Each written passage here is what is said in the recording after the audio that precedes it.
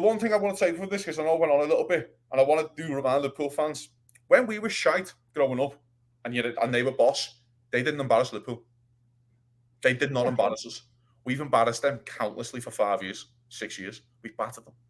One time they beat us 4-0 at Old Trafford, and Hippier got sent off in the first 5. Right? Mark, you probably remember that, or 2 or something, I think it was, mate, yeah. And they never battled us.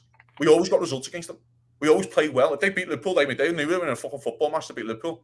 We went there 3 times now. There. We beat them 7-0 at our ground and a couple of 4-0s. By the way, these 4-0s that people just forget about. It's 4-0. Thiago won. When Thiago just looks like the best player I've ever seen wear a Liverpool shirt for 70 minutes.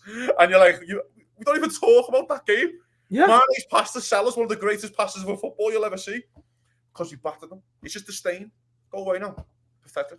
See, I think that's a good point. I didn't think of the fact that that was my worry, I guess, going into this game, because obviously I worry as a lifestyle, like I always say. But because it was at Old Trafford, I think if it was at home, I would be less worried because you see the squads. I think that's a good point that maybe some of these guys already know and have beaten them there, and they're like, it's not all that it's made out to be, kind of a thing. But at the same time, Micah, it almost feels like, I was telling this to the Tish this morning too, that Old Trafford has become what like Arsenal games were used to be, where if you were able to do something early, you could turn the crowd on them.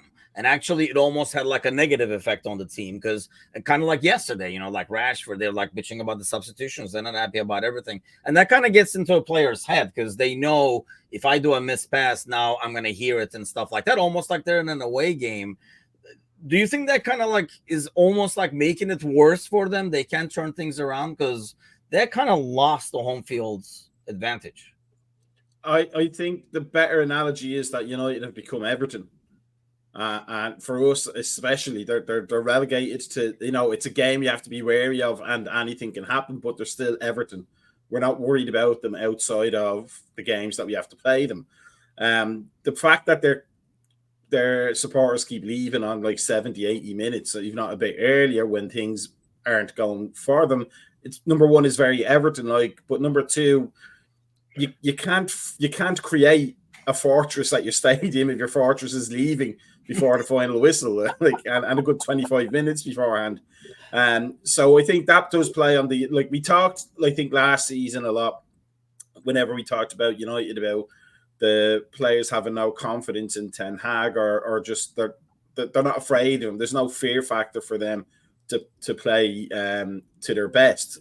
And if they're going to get booed and attacked by their own supporters, or ignored, even worse, they have no reason to make United a fortress, because they're probably all looking for a move away from there, and just trying to pick the right one.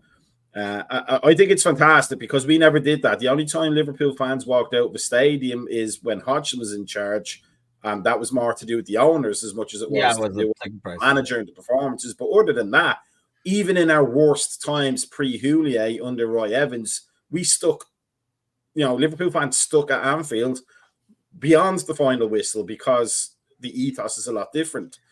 John says he went to the lucky bastard. Yeah, he said, I went to the game yesterday, a surprise 10 to 15 minutes before the game, even before they kicked off, that they were not there. I think this was like a game where, probably due to the recent history, that, there's always hope. Like there were times, sadly, where we had an abysmal squad going against, an informed United. And you always had hope because of the rivalry, and that they would take the game seriously and, pull something out.